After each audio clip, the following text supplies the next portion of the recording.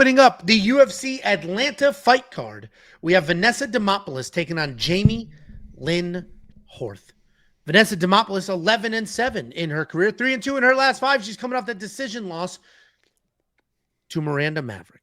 No, why do I have that written down? Oh, I have these backwards, you idiot.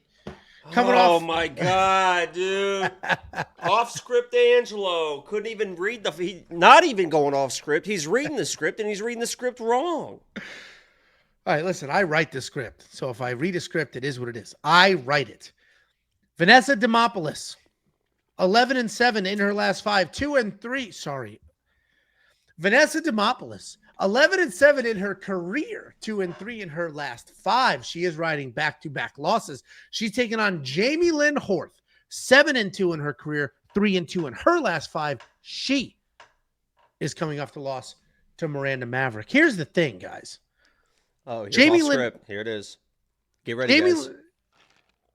Jamey-Lyn Horth is a tremendous favorite right now. -475. That's a 5-1 favorite. And at first glance, it looks like she should be because she's a very good striker. She got good accuracy. She got decent power. The script.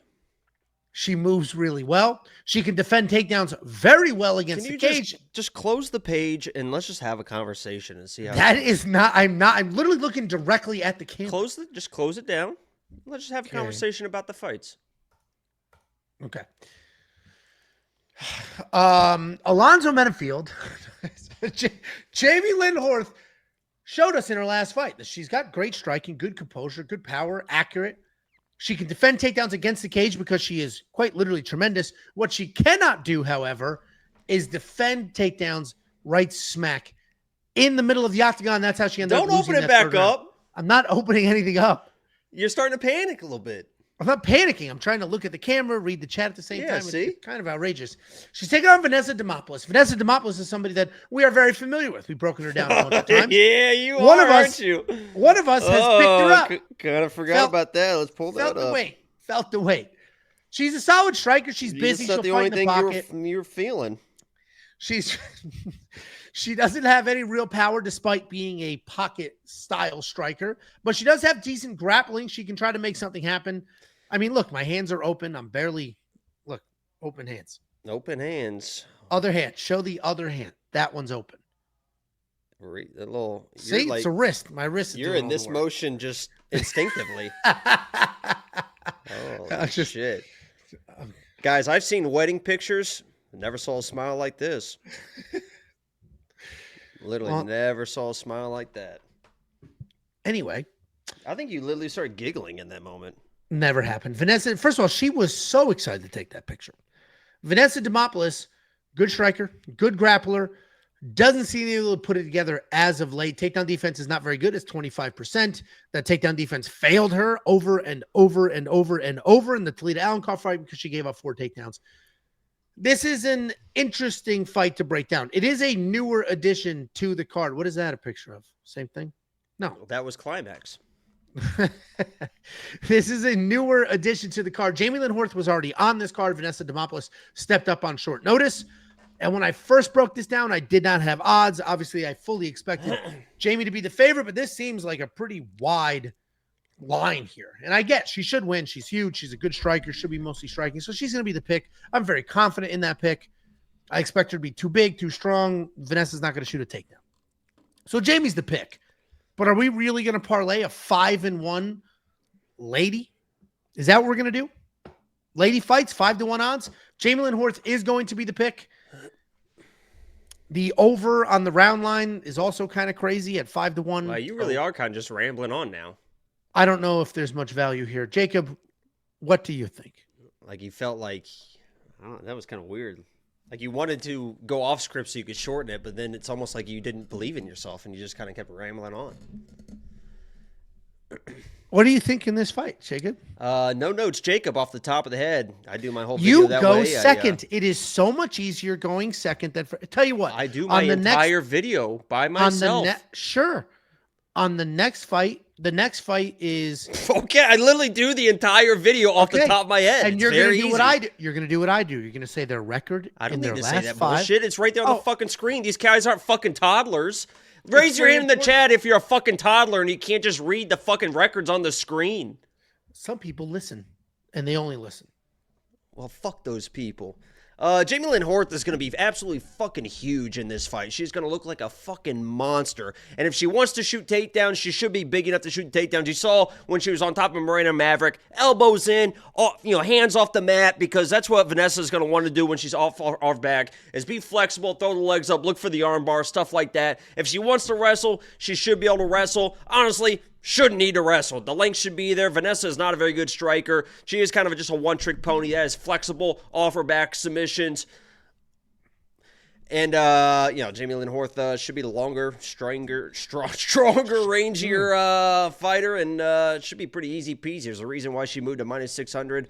I kind of wish I put her in a parlay when she was a little bit lower, minus 450, minus 475, something like that. But she should be the play unless she gets meme armbarred, which... Should be. I wouldn't put it past Vanessa, but she's gonna look fucking huge in there. It's gonna. She looked big against Miranda. I know that way bigger than Vanessa. Yeah, that face off is gonna be like, why did they sanction this? No, it looked 5'2" to 5'7", and she's a big 5'7". That's what they. Vanessa is somebody that I would normally consider a plus 3.5 bet on, but she let us down in the last fight with that plus 3.5 bet, and I think she's going to let us down in this one too. I think it's kind of one-sided. She is stepping up on short notice. That typically gets you in good favor with the UFC, so even if she ends up in a 3-fight skid, I imagine she'll stick around for a little bit. I just realized everyone started raising their hand. When you said if you're just a child? If you're just a toddler who can't read, everyone's like, oh, me. We better shut this chat down. Why are you so excited to talk to children, Jacob? What are you talking about? You said, who here's an underage child? And they raised their hands, and you said, you got excited. You were the one last week, if you want to bring it back up. See how that was what he did there? Last week. Sure. That was talking about high schoolers and was like, oh, they're not of age, but they're high schoolers, so it's good to go. Literally nobody said that. You literally said that last week. I encourage anybody to watch all of last week's show and clip whenever I said that. There you go. Please, somebody find that clip, because it was $6,800 in DraftKings Fantasy for Vanessa Demopoulos. I don't think she's worth it because I don't know what success she will have. She's not going to get an offensive takedown. She's not going to get a finish. She's not going to land 1,000,000 strikes. I just don't think it's worth it. Now, $9,400, I also do not think is worth it because at that price point, you need takedowns or a finish. I don't know if Jamie's going to do either one. Yeah, I don't think she's tough. Yeah, so I don't think she's going to do either one. So we got $9,400, probably not worth it. We have some other massive favorites on this card that probably do put up some numbers. So I'm going to ignore both of those DraftKings fantasy lines. We have 13 fights on this card. So if you want to see all of our picks for every single one of them, not just me, not just Jacob, but Artem, Betsam, and the artificial intelligence. If you want to check out the safety parlay, if you want to check out every bet, pick, or tool. How well Betsam did? I did in my recap video. Oh, yeah. Well, heaven forbid we fucking make a sales pitch with our fucking king. Well, first of all, I could have and I should have. I do the recap videos when I talk very specifically about the bets. So I did it there. Yeah, Betsam, I'm just nonstop crushing it. And you know what's funny? So like all the big things hit last week. The safety parlay hit. Betsam has his slam of the week. It's basically the safety parlay, but it's not always a parlay. Sometimes it's just one leg or it's a prop, whatever. But it's a very confident bet he goes all in on. That hit. Your lock of the week hit. And Betsam made a ton of money. You lost some money outside of the lock of the week. Oh, my God. I got fucking smacked in the mouth, Angela. Let's be real with the people. Fucking Patchy Mix. Really fucking pisses me off because, and I realized it today. And I think I texted you. I put a tweet out about it, too. It's like, people always try to make fun of Ryan Hall for those dumbass M&R rules. At least that motherfucker is trying to grapple. He knows I am a grappler, and he is doing anything he can to get that fight to the ground. Patchy Mix is a grappler who's just... Dude, it's crazy. Motherfucker, I have never trained a day in my life. I was fighting somebody 250 pounds heavier than me that apparently has been wrestling and training their entire life. I was eating jabs to the face just like Patchy Mix for fucking 15 minutes, and I said, enough is enough, and I shot a takedown on Angelo, had no idea what he was doing, and Patchy Mix couldn't even fucking do that. I realized, hey, what I'm doing right now is not fucking working. Let me see if I can shoot I don't know what I'm doing. And this guy's an actual grappler, an actual fighter, and didn't even fucking try. It is. And now he's talking shit, too. He's saying stuff now? Yeah, he's saying stuff like, oh, I mean, that was short notice and who gives a shit? Like, I'm still one of the best in the world. It's like, shut the Jesus. fuck up, dude. That's a bad look. That dude, he was better off lying about an injury.